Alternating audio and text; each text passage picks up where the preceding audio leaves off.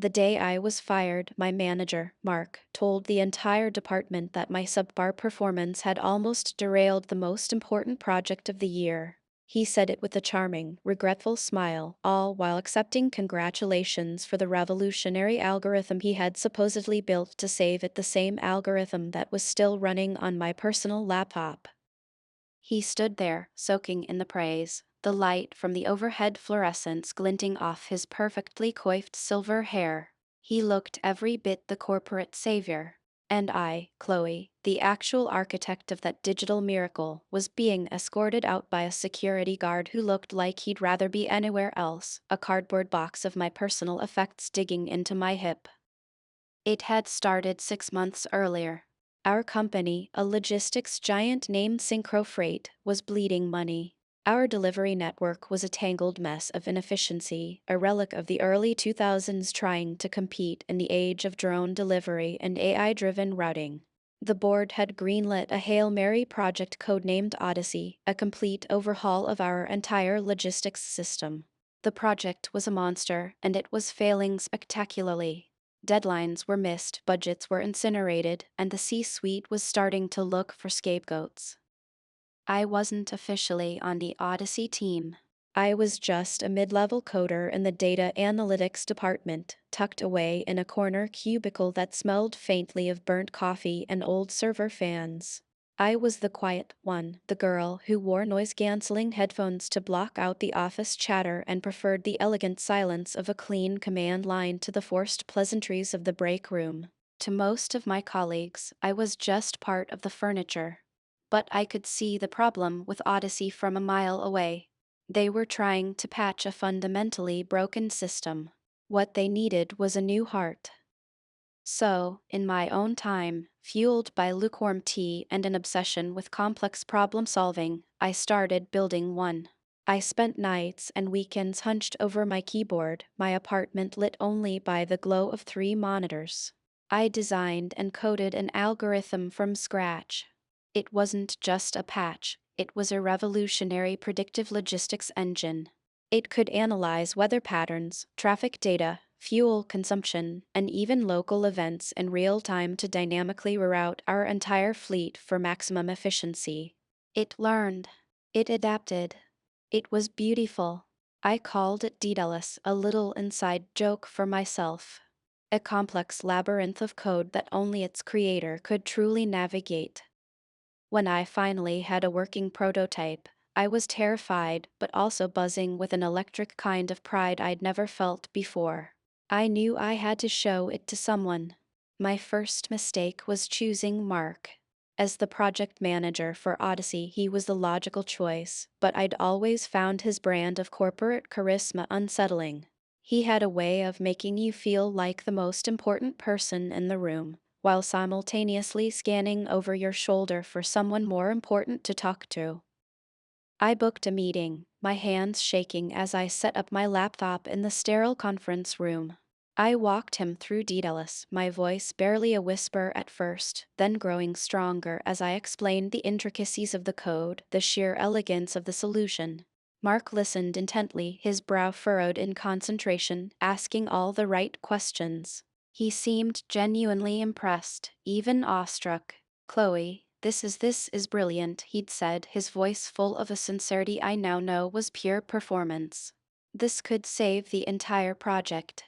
It could save the company." He told me to upload the source code to the secure project server so his senior engineers could vet it. He promised me a seat at the table, a promotion, a bonus, the whole corporate fairy tale. And like a fool, I believed him. The next 2 weeks were a blur of meetings. Mark presented my algorithm to the department heads, then to the VPs, and finally to the CTO. I was invited, but I was never asked to speak. I was just a talented junior coder from analytics who assisted him. Mark was the star of the show. He used my slides, my data, my talking points.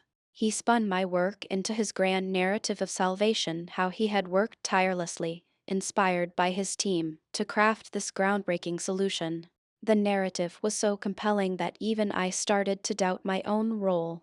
People who had ignored me for years were now patting Mark on the back in the hallways, congratulating him on his breakthrough.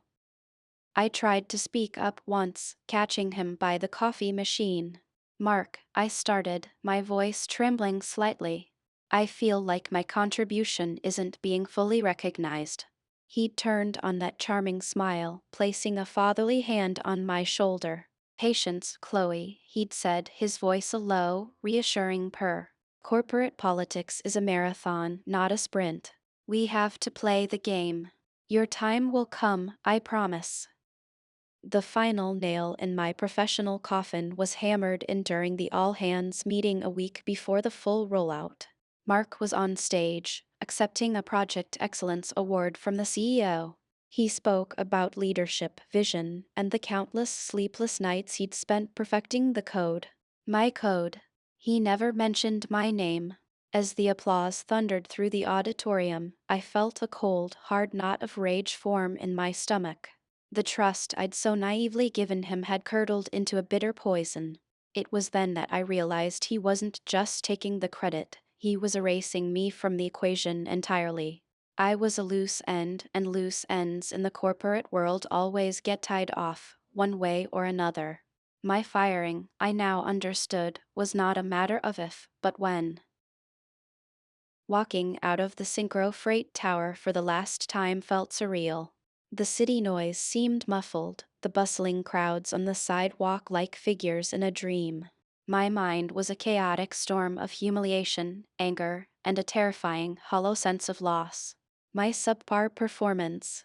The words echoed in my head, each repetition a fresh stab of betrayal. Mark hadn't just stolen my work, he'd salted the earth of my reputation. Who would hire a programmer fired for incompetence from a high-stakes project? He'd played the game, just like he said. Only he'd been playing chess while I was still trying to figure out the rules to checkers. I spent the first 48 hours in a self-pitying stupor, alternating between rage-tweeting into the void on a locked, anonymous account and replaying every single interaction with Mark, searching for the exact moment I'd been so stupidly blind. The idea of fighting it was a fleeting, bitter fantasy. HR was not my friend. It was a corporate organ designed to protect the company from liability, not to dispense justice. It would be my word the word of a disgruntled, subpar junior coder against that of a charismatic, award-winning senior manager.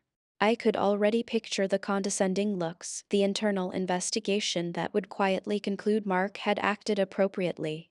I'd be blacklisted, branded as difficult and not a team player.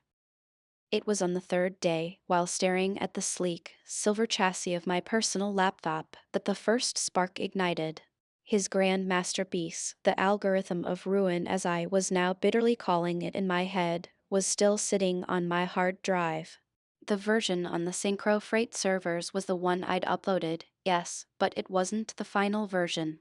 It was the one with my little insurance policy. As a self-taught coder, I'm meticulous.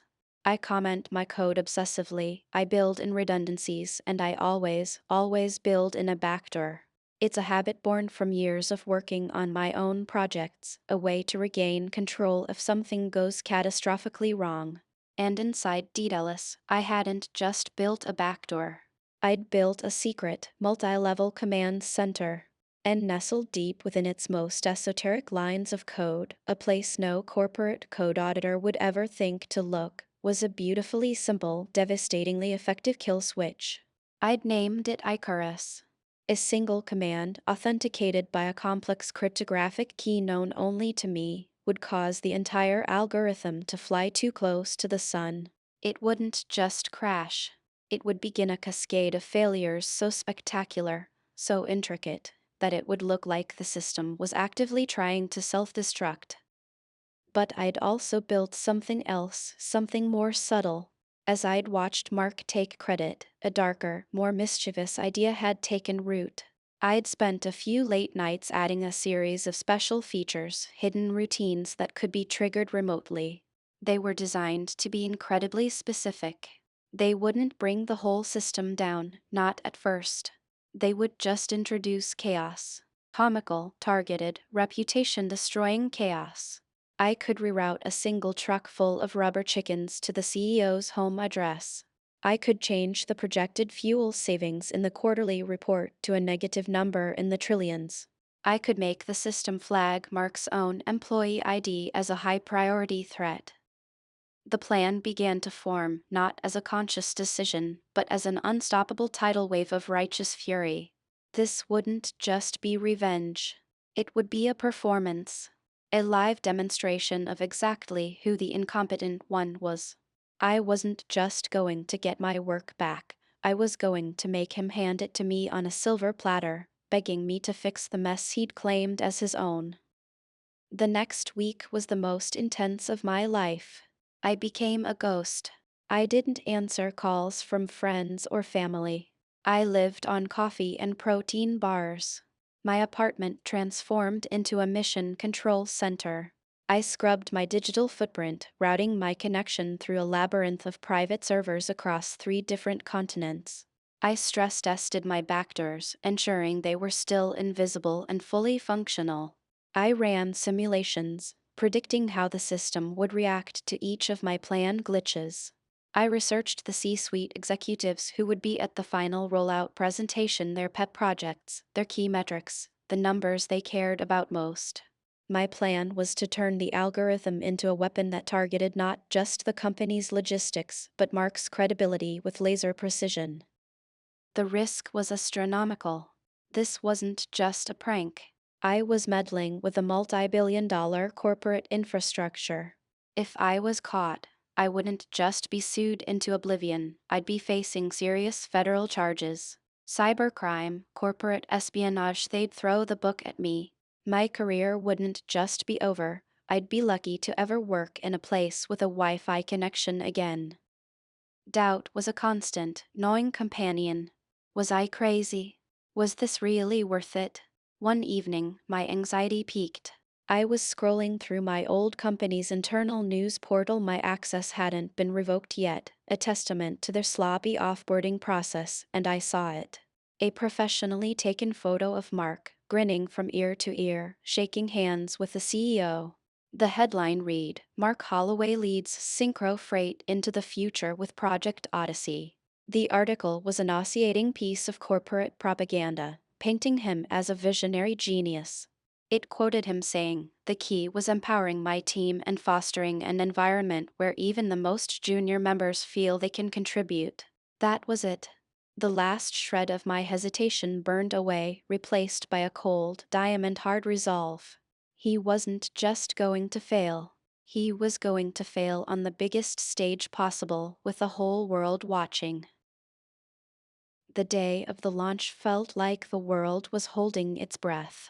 The air in my apartment was thick with tension and the low hum of my servers. For me, this wasn't just the rollout of a new logistics system, it was premiere night, and I had written, directed, and rigged the pyrotechnics for the entire show. On one of my monitors, I had a live feed of Synchro Freight's system performance metrics. On another, a discreetly accessed network traffic monitor that let me see who was presenting and what they were showing. And on the main screen, my command terminal, a single line of code blinked, waiting dot. Execute. Icarus Phase 1. My hands were slick with sweat. I'd rehearsed this 100 times, run countless simulations, but this was live. No safety net. The potential for catastrophic failure, my failure was immense. What if they'd found one of my backdoors? What if my kill switch had a bug I'd missed? I could end up just crashing the system in a boring, unattributable way, or worse, leaving a digital trail that led straight back to my front door. For a moment, my finger hovered over the escape key. I could just close the terminal, shut down the servers, and walk away. I could try to rebuild my career somewhere else, carrying the silent, bitter injustice with me forever. Then, an email notification popped up on my phone. It was a company-wide memo from the CEO of Synchro Freight. I was still on the mailing list. The subject line was "A New Dawn for Synchro Freight." The email was a gushing tribute to the Odyssey team and its visionary leader, Mark Holloway. It announced that the new system was officially live and that Mark would be presenting its real-time performance capabilities to the entire board of directors and key investors that very morning. The presentation was starting in 10 minutes. Reading those words, seeing his name praised in pixels, was like a shot of adrenaline to the heart. The doubt vanished, replaced by a glacial calm. He had built his throne on my bones. Today, I was going to kick it out from under him. Through my network access, I found a low-level security camera feed for the main executive boardroom. The quality was grainy, but I could make out the scene. The long, polished mahogany table reflected the anxious faces of some of the most powerful people in the company. The CEO was there, a stern-looking man named Henderson. The CFO, a woman known for her merciless focus on the bottom line. And at the head of the room, standing before a massive screen displaying the Daedalus dashboard, was Mark. He was in his element. He radiated a smug, unshakable confidence, pacing back and forth with a wireless microphone clipped to his expensive suit. He was schmoozing, laughing, and shaking hands. He looked like a man who believed he was invincible. "Good morning, everyone," his voice crackled through my speakers. "Welcome to the first day of the new Synchro Freight. What you see behind me isn't just a new piece of software. It's a promise. A promise of efficiency, a promise of profitability, and a promise of market dominance." He launched into his presentation, the Daedalus dashboard showing perfect, glowing green metrics. Fleet efficiency was up 30%. Fuel consumption was down 22%. Delivery times were slashed by half. The numbers were real, a testament to my work, and for a fleeting second, I felt a pang of pride. Then I saw Mark pointing at them, claiming them as his own, and the feeling was replaced by the cold, hard certainty of my mission. He was getting to the best part. "And now," he said, his voice booming with theatrical flair, "let's look at the real-time savings. The algorithm is so powerful, it's already projecting our savings for the next quarter." As you can see, he clicked a button on his remote. The number that flashed up on the screen was supposed to be in the tens of millions. It was the money shot, the slide that would get him a standing ovation and a seven-figure bonus. My fingers flew across the keyboard. Execute. Icarus Phase 1. I hit enter. The number that appeared on the giant screen behind Mark was not what he expected. Instead of a projected saving of $25 million, the dashboard showed a projected loss of $987,654,321.09. It was a ridiculous, almost cartoonish number, complete with a descending sequence of digits. A murmur went through the boardroom. Mark faltered, a flicker of confusion crossing his face. "Ah, just a minor display glitch," he stammered, forcing a chuckle. "The underlying data is solid, of course. Let me just refresh the query." He clicked again. I was already typing. Execute. Icarus Phase 2. This time, the main map of North America on the dashboard lit up like a Christmas tree. Hundreds of red alert icons started flashing simultaneously.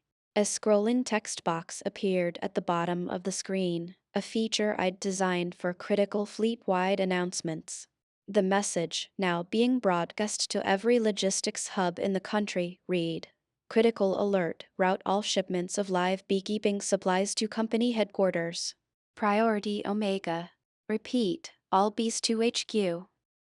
The room was silent. Mark's charming smile had frozen on his face, a rictus of horror. He stared at the screen, his face draining of all color. He had no idea what was happening. He had no idea how to fix it. He was just a mediocre manager who had flown too close to the sun on wings he didn't build. And I, the ghost in his machine, was about to make him burn. The boardroom descended into chaos. I watched through the grainy security feed as executives started talking over each other, their voices rising in panic. Mark was frantically clicking his remote, But the screen was no longer responding to his commands. It was responding to mine. His face, once a mask of confident control, was now a sweaty, terrified mess. He looked like a pilot in a nose-diving plane, yanking helplessly at a disconnected yoke. It's an external attack," he shouted, his voice cracking. "A cyber attack. Someone is trying to sabotage the launch." It was the only card he had left to play, blame an anonymous, external threat. But I was already 2 steps ahead. Execute. Icarus Phase 3. A new window popped up on the main screen, overriding everything else. It was a system diagnostic log, a feature designed for developers to trace errors. But this log was special. It began to scroll, line by line, detailing the system's anomalies. Error, user M.Holloway authorization key not recognized. Warning, core logic module DDLS v1.0 has been overwritten by unauthorized user M.Holloway. System alert, reverting to last stable version. Last authorized commit by user C.Everwood. Restoration protocol initiated. Awaiting authentication from C.Everwood. My name, on the big screen for the entire board to see. It wasn't just an error log, it was a signed confession. It told them exactly who had broken the system, and more importantly, who was the only person who could fix it.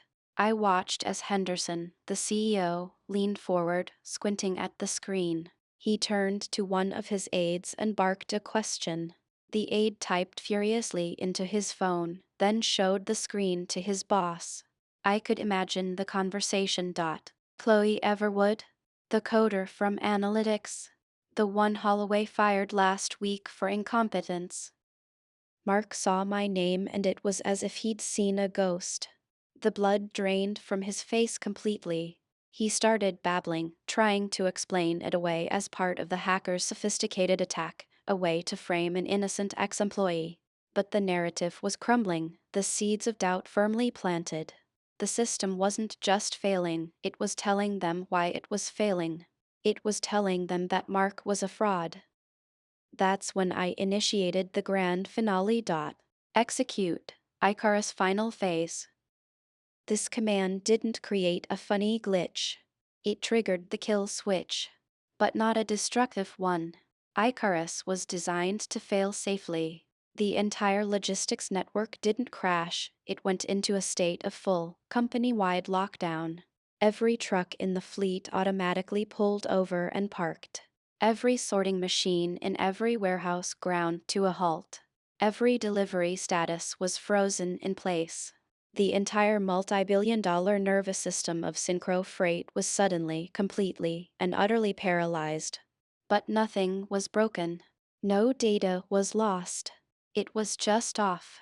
A perfectly preserved, non-functional machine waiting for the right key to turn it back on. On the main screen behind Mark, a single, simple message now glowed in stark white text on a black background: system offline. Awaiting administrator key. My phone rang. The caller ID was a number I didn't recognize, but I knew who it was. I let it ring 3 times before answering, taking a slow, calming breath. "Hello," I said, my voice deliberately neutral. "Chloe, this is John Henderson, the CEO." His voice was strained, tight with suppressed panic. "We have a situation here. A major systems failure. Your name came up in the diagnostic logs. We need you to come in. Now." "I'm not sure I can help," I said, savoring every word. According to my termination papers, I was let go due to subpar performance. I wouldn't want to risk derailing another important project. There was a pause on the other end of the line, filled with the muffled sound of Henderson covering the receiver and saying something sharp and angry to someone in the room with him. I imagined him staring daggers at Mark. "MS. Everwood," he said, his tone shifting from panicked to pleading. "We can discuss your previous employment status.